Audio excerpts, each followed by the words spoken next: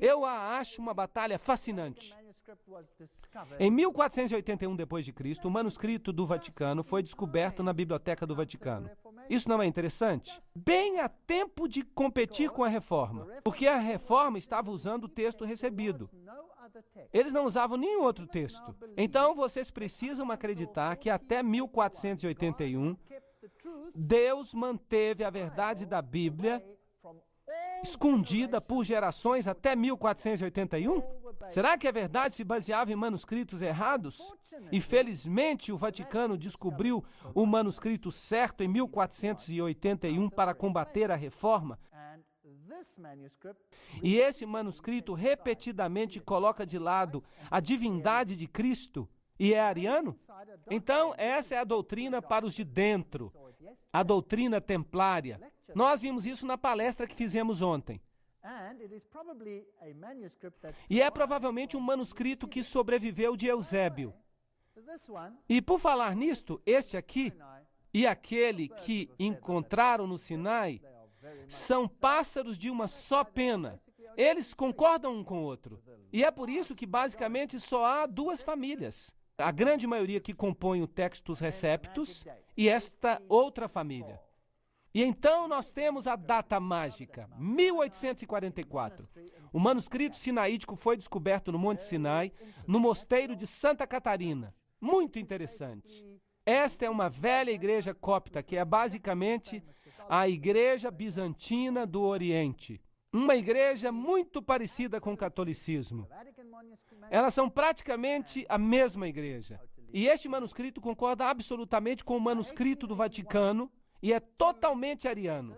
Em 1881, dois professores da Inglaterra, Westcott e Hort, criaram o texto grego. Isto é baseado, claro, no manuscrito do Vaticano e no manuscrito do Sinai.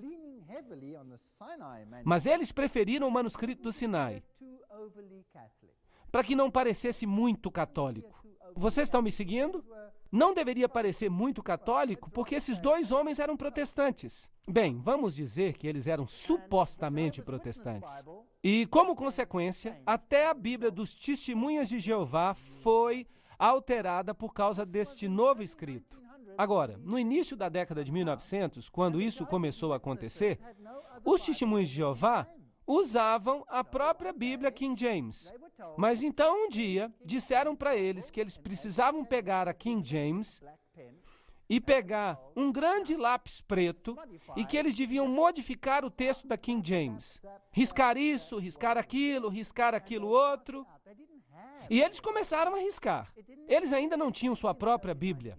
Ela não existiu até o início de 1900. Então, os Testemunhos de Jeová foram os primeiros a riscar grandes partes da Bíblia. Eu vou mostrar isso para vocês amanhã.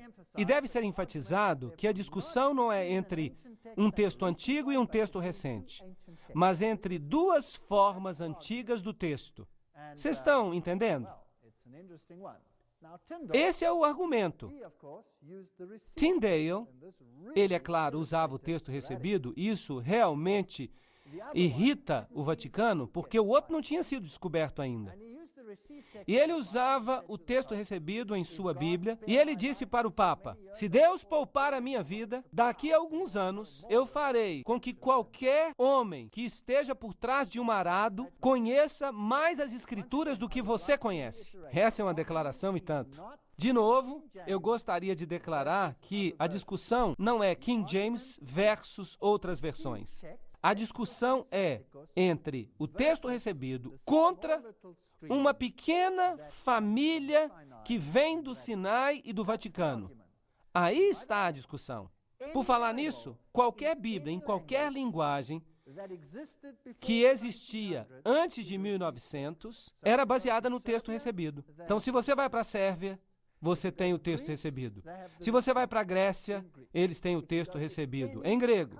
Se você vai para qualquer país do mundo, a Bíblia luterana, qualquer Bíblia, Elas são todas baseadas no texto recebido. Cada uma delas. Mas depois de 1900, as Bíblias modernas deixam de ser baseadas nele.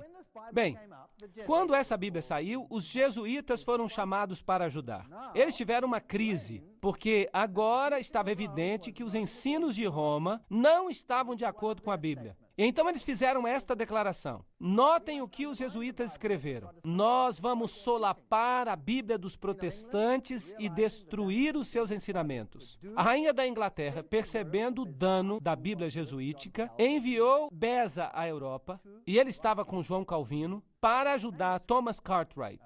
Com uma mão ele pegou todos os manuscritos gregos e com a outra mão ele pegou todos os manuscritos latinos do texto recebido. E ele começou a atacar a Bíblia dos jesuítas, golpe após golpe.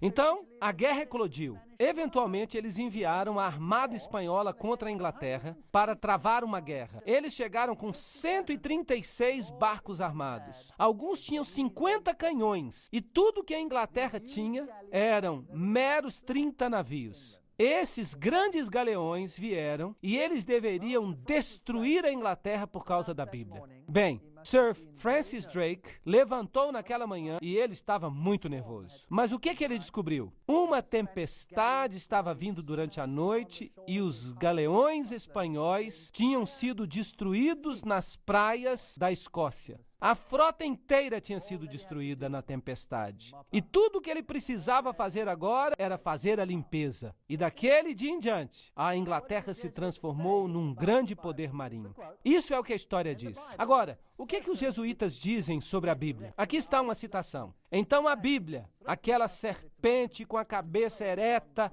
e os olhos chamejantes, nos ameaça com seu veneno enquanto ela se arrasta no chão. Ela se transformará numa vara tão logo nós a toquemos. Por 3 séculos, esta víbora cruel não nos tem dado repouso, porque nós não conseguimos entender como ela serpenteia e como ela usa suas presas. Eles odeiam a Bíblia. O catecismo jesuíta? Vejam essa citação, vejam o que ele diz. Pergunta: e se a Bíblia nos ordenar uma coisa e o Papa nos ordenar algo contrário a ela? Resposta: as escrituras sagradas devem ser colocadas de lado. O que é o Papa?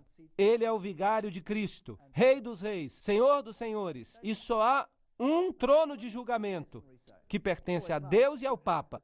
Essa é uma declaração e tanto.